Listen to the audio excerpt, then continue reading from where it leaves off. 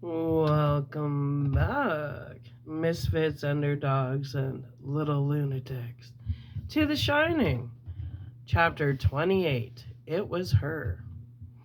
I wonder which one this is about. Come closer. Hello. Okay. Let's get a little comfy.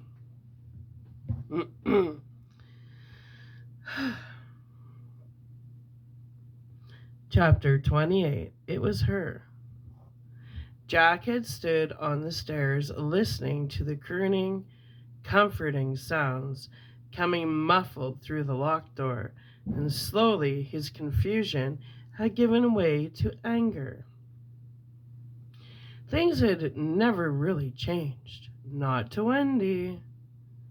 He could be off the juice for 20 years, and still, when he came home at night and she embraced him at the door, he would sense that little flare of her nostrils as she tried to divine Scotch or gin fumes riding the outbound train of his exhalation.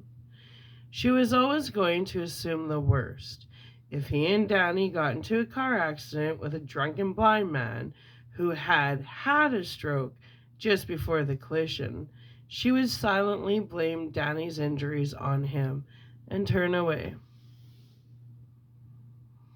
Her face, as she had snatched Danny away, it rose up before him, and he suddenly wanted to wipe the anger that had been on it out with his fist. She had no goddamn right. Yes, maybe at first he had been a lush. He had done terrible things. Breaking Danny's arm and had been a terrible thing. But if a man reforms, doesn't he deserve to have his reformation credited sooner or later? And if he doesn't get it, doesn't he deserve the game to go with the name?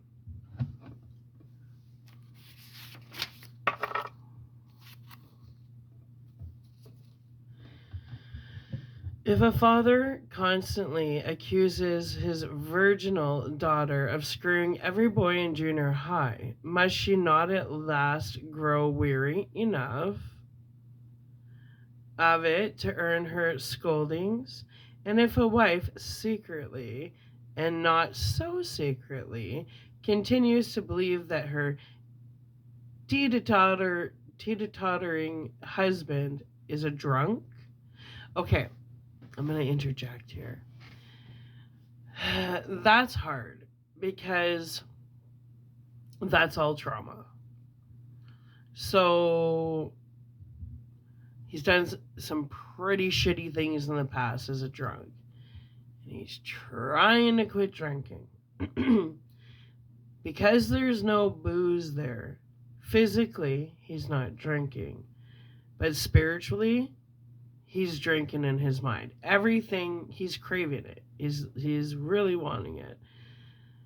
It's because he doesn't have access to it that he's not drinking. And Wendy knows this.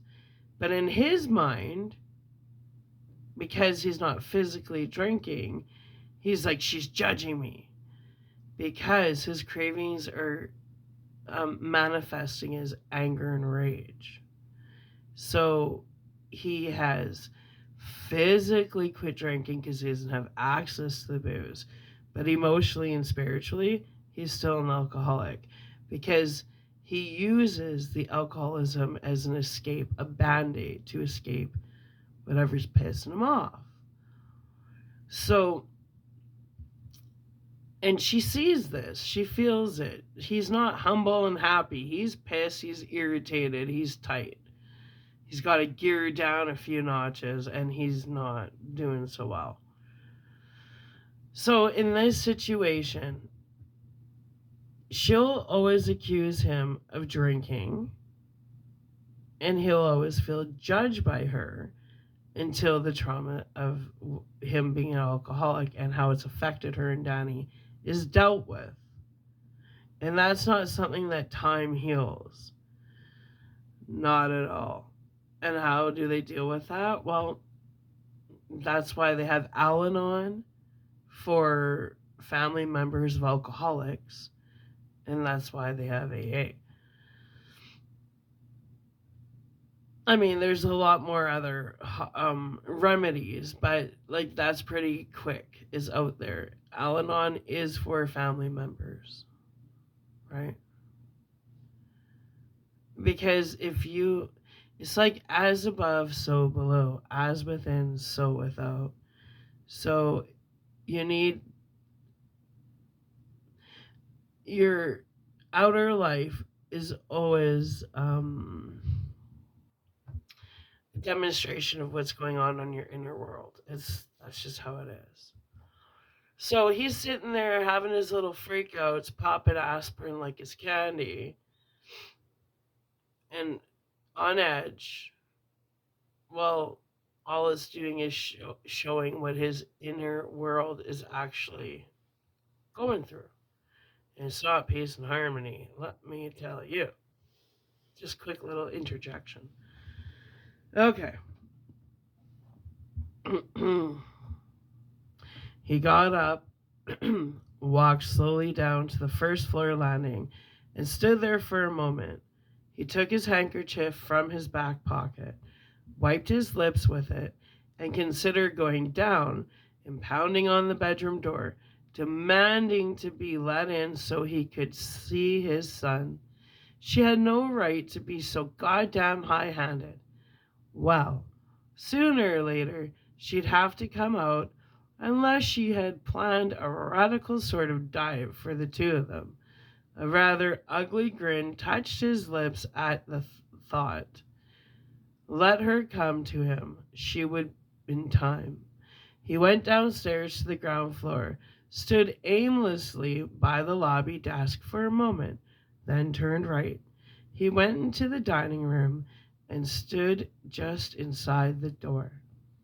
The empty tables, their white linen cloths, neatly cleaned and pressed beneath their clear plastic covers, glimmered up at him.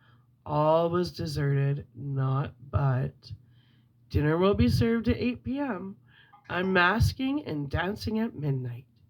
Jack walked among the tables, momentarily forgetting his wife and son down upstairs, forgetting the dream, the smashed radio, the bruises.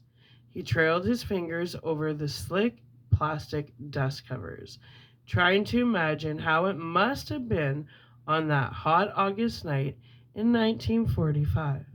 The war won, the future stretching ahead so various and new, like a land of dreams. The bright and party-colored Japanese lanterns hung the whole length of the circular drive. The golden yellow light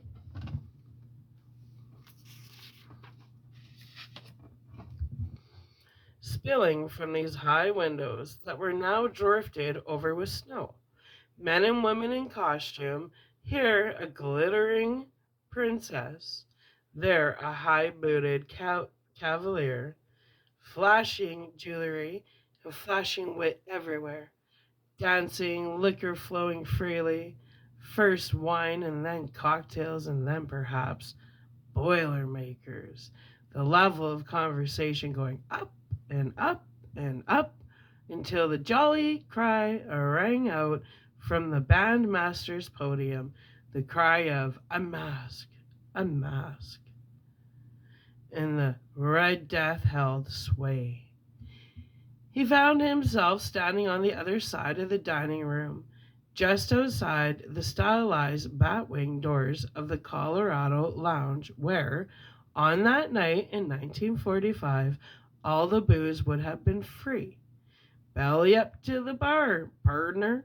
The drinkers on the house. He stepped through the batwings and into the deep, folded shadows of the bar, and a strange thing occurred. He had been in here before, once to check the inventory sheet. Allman had left, and he knew the place had been stripped clean. The shelves were totally bare.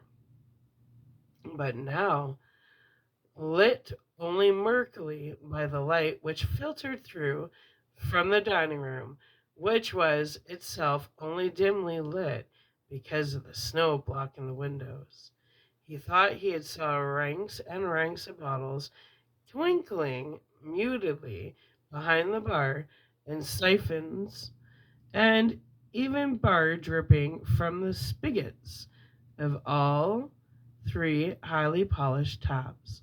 Yes, he could even smell beer, that damp and fermented and yeasty odor, no different from the smell that had hung finely, misted around his father's face every night when he came home from work. Eyes widening, he fumbled for the wall switch, and the low, intimate bar lighting came on, circles of 20-watt bulbs implanted on the tops of the three-wagon wheel chandeliers overhead. The shelves were all empty. They had not even as yet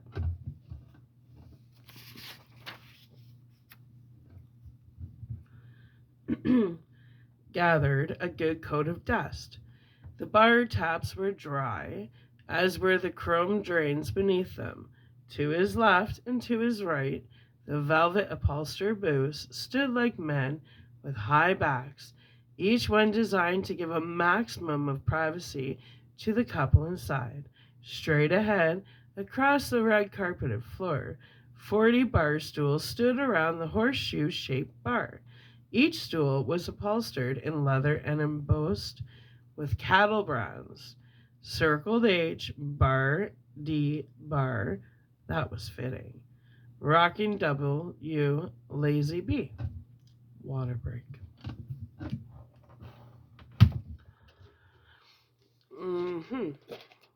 This is where I think he has that ghostly encounter with the bartender. I don't know. This is my first time reading this book. Interesting, though.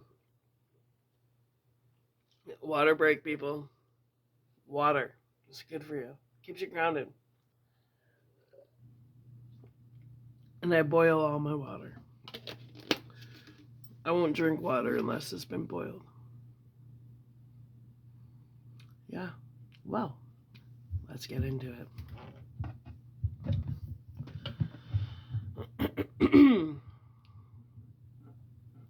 He approached it, giving his head a little shake of bewilderment as he did so. It was like that day on the playground when, but there was no sense in thinking about that. Still, he could have sworn he had seen those bottles, vaguely. It was true. The way you see the darkened shapes of furniture in a room where the curtains had been drawn, mild glints on glass. The only thing that remained was that smell of beer, and Jack knew that was a smell that faded into the woodwork of every bar in the world after a certain period of time, not to be eradicated by any cleaner invented. Yet the smell here seemed sharp, almost fresh. He sat down on one of the stools and propped his elbows on the bar's leather cushioned edge. At his left hand was a bowl for peanuts. Now empty, of course.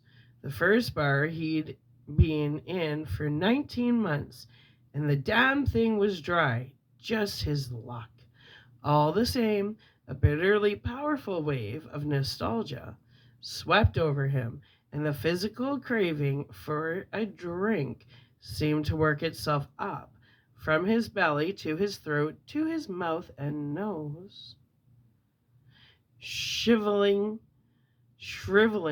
and wrinkling the tissues as it went, making them cry out for something wet and long and cold. He glanced at the shelves again in wild, irritational hope, but the shelves were just as empty as before. He grinned in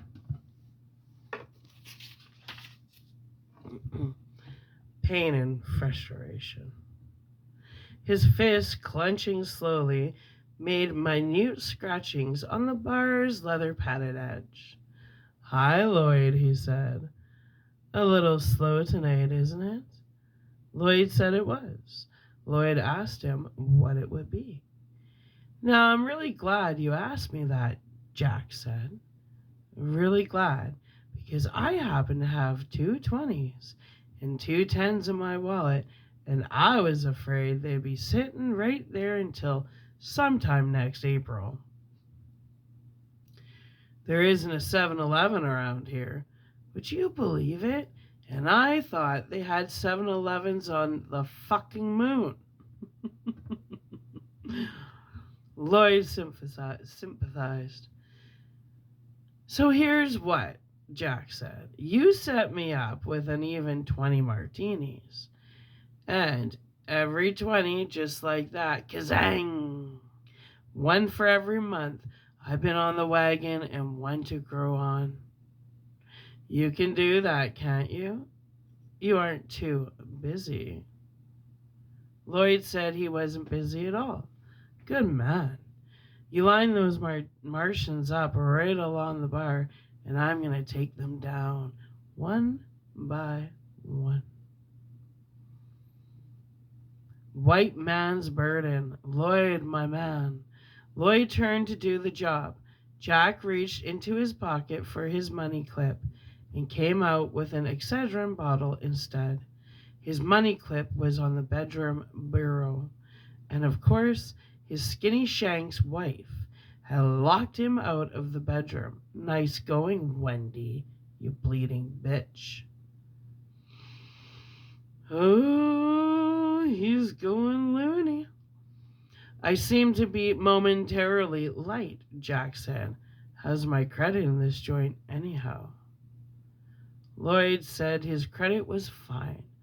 That's super. I like you, Lloyd. You were always the best of them.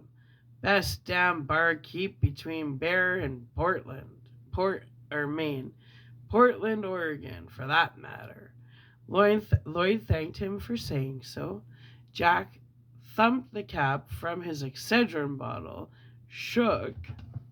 So he's totally hallucinating Lloyd, right? He's hallucinating. He's in full-blown alcohol withdrawal psychosis. Yeah. Okay. 2 tablets out and flipped them into his mouth. The familiar acid compelling taste flooded in. He had a sudden sensation that people were watching him curiously and with some contempt. The booths behind him were full. There were graying, distinguished men and beautiful young girls, all of them in costume, watching this sad exercise in the dramatic arts with cold amusement. Jack whirled on his stool. The booths were all empty. Stretching away from the lounge door to the left and right, the line on his left cornering to flank the bar's horseshoe curved down the short length of the room. Padded leather seats and backs, gleaming dark formica tables, an ashtray on each one, a book of matches in each ashtray, the words Colorado Lounge stamped on each in gold leaf above the Batwing door logo. He turned back, swallowing the rest of the dissolving Excedrin with a grimace. Lloyd, you're a wonder, he said. Set up already. Your speed is only exceeded by the soulful beauty of your Neapolitan eyes. Salute. Jack contemplated the 20 imaginary drinks, the martini glasses blushing droplets of condensation, each with a swizzle poked through a plump green olive. He could almost smell gin on the air. The wagon, he said. Have you ever been acquainted with a gentleman who is hopped up on the wagon? Lloyd allowed as how he had met such men from time to time. Have you ever renewed acquaintances with such a man after he hopped back off? Lloyd could not, in all honesty, recall. You never did then, Jack said. He curled his hand around the first drink, carried his fist to his mouth, which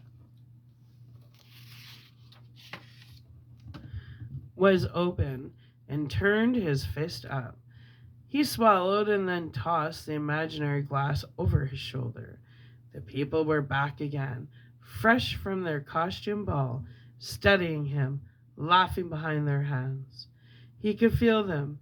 If the back bar had featured a mirror instead of those damn stupid empty shelves, he could have seen them. Let them stare. Fuck 'em. Let anybody stare who wanted to stare. No, you never did, he told Lloyd. Few men ever return from the fabled wagon, but those who do come with a fearful tale to tell. When you jump on, it seems like the brightest, cleanest wagon you ever saw, with 10-foot wheels to keep the bed of it high out of the gutter where all the drunks are laying around with their brown bags and their Thunderbird and their granddad flashes pop skull bourbon.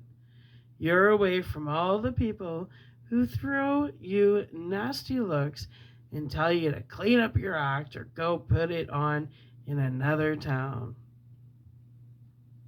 From the gutter, that's the finest looking wagon you ever saw. Lloyd, my boy. All hung with bunting and a brass band in front and 3 Margarets to each side, twirling their batons and flashing their panties at you. Man, you got to get on that wagon and away from the juicers. They're straining canned heat and smelling their own puke to get high again and poking along the gutter for butts with half an inch left below the filter. He drained 2 more imaginary drinks and tossed the glasses back over his shoulder. He could almost hear them smashing on the floor. And God damn it, if he hadn't started to feel high, it was the Excedrin. So you climb up, he told Lloyd, and ain't you glad to be there? My God, yes. That's affirmative. That wagon is the biggest and best float in the whole parade, and anybody is lining the streets and clapping and cheering and waving, all for you. Except for the winnows passed out in the gutter. The winnows. Except for the winos passed out in the gutter. That reminds me of didn't Johnny Depp get a tattoo that said, like, for when him and Winona were together, Winona Forever, and then he changed it to Wino Forever or something like that?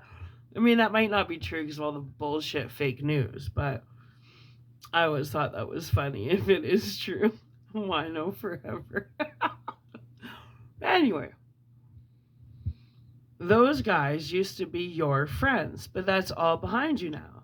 He carried his empty fist to his mouth and sluiced down another.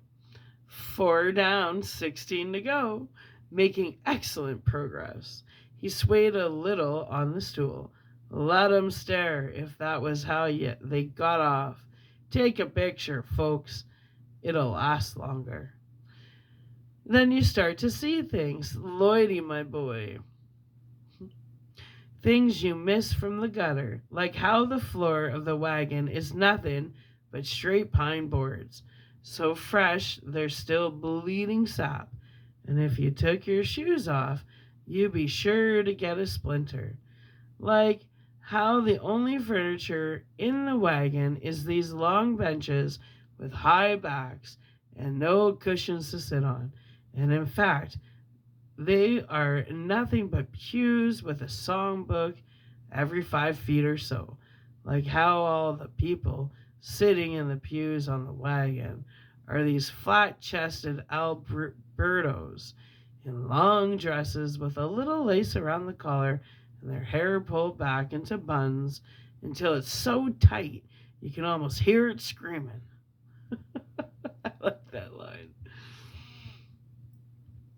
And every face is flat and pale and shiny And they're all singing, "Shall we gather at the river? The beautiful, beautiful, the river." And up front, there's this reeking bitch with blonde hair playing the organ and telling him to sing louder, sing louder. And somebody slams a songbook into your hands and says, "Sing it out, brother. If you expect to stay on this wagon, you got to sing morning, noon, and night, especially at night." And that's when you realize what the wagon really is, Lloyd. It's a church with bars on the windows, a church for women, and a prison for you. He stopped. Lloyd was gone. Worse still, he had never been there. The drinks had never been there. Only the people in the booths, the people from the costume party, and he could almost hear their muffled laughter as they held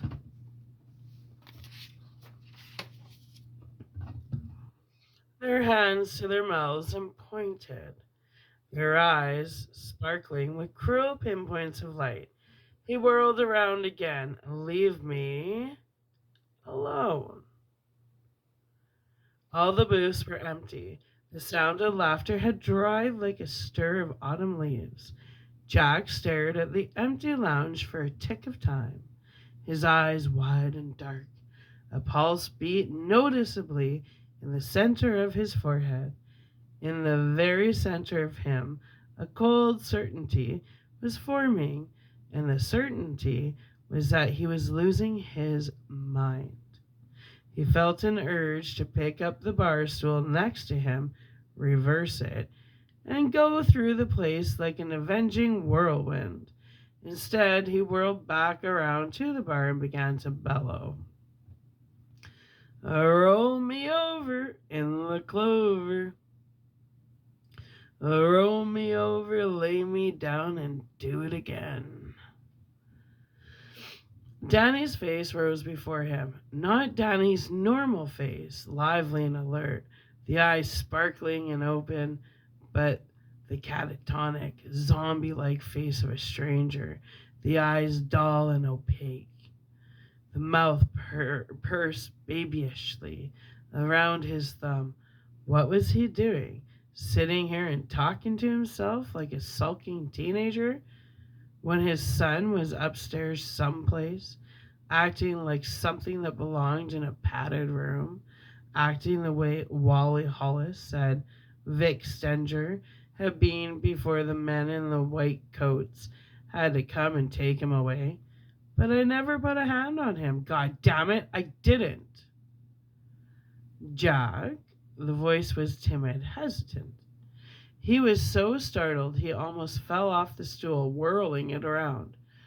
Wendy was standing just inside the Batwing doors. Danny cradled in her arms like some waxen horror show.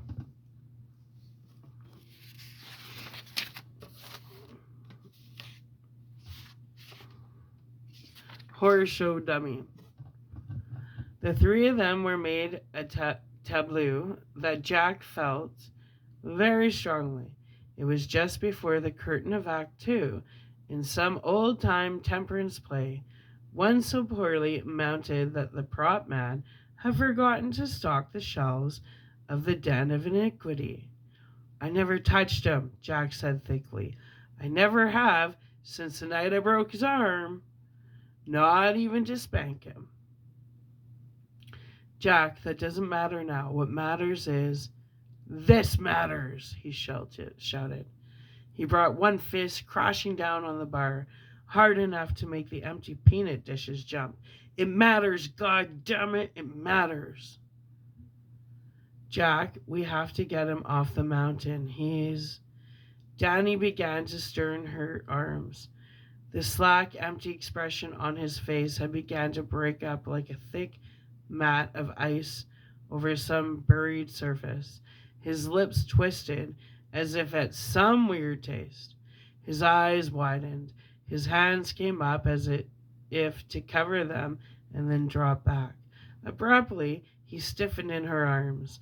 His back arched into a bow, making Wendy stagger, and he suddenly began to shriek, mad sounds that escaped his straining throat in bolt after crazy echoing bolt. The sounds seemed to fill the empty downstairs and come back at them like banshees. There might have been 100 Dannies all screaming at once. "Jack!" she cried in terror. "Oh, God, Jack, what's wrong with him?" He came off the stool, numb from the waist down, more frightened than he had ever been in his life. What hole had his son poked through and into? What dark nest? And what had been in there to sting him? "Danny!" he roared. "Danny!" Danny saw him. He broke his mother's grip with a sudden, fierce strength that gave her no chance to hold him. She stumbled back against one of the booths and nearly fell into it. "Daddy!" he screamed, running to Jack, his eyes huge and frightened. "Oh, Daddy, Daddy, it was her, her. Oh, Daddy!" He slammed into Jack's arms like a blunt arrow, making Jack rock on his feet. Daddy clutched at him furiously, at first seeming to pummel him like a fighter, then clutching his belt and sobbing against his shirt. Jack could feel his son's face, hot and working against his belly. "Daddy, it was her." Jack looked slowly up into Wendy's face. His eyes were like small silver coins. "Wendy?" Voice soft, nearing purring. "Wendy, what did you do to him?" Wendy stared back at him in stunned disbelief, her face pallid. She shook her head. "Oh, Jack, you must know." Outside, it had begun to snow again. What the fuck? What the fuck? This book is twisted. Like, what is going on here? Interesting. This book is starting to remind me of The Secret Window with Johnny Depp. If you haven't seen The Secret Window with Johnny Depp, I highly suggest you watching it. That's a twisted movie. That's a good movie. But it's like this kind of like where you're like, what the fuck? Anyway, underdogs, misfits, and little lunatics. I love you. Anyway, I'm going to upload this and take a little break. And then we'll be getting into chapter 29, Kitchen Talk. Well, and we just hit past the halfway point. So we're more than halfway done. All right. Love you. And like I said, if you haven't seen The Secret Window, go watch it. It's a kick-ass, like, twisted up mindfuckery movie. It's so good. Kudos to Johnny Depp. It's a good one. All right. Yeah. Love you. Bye.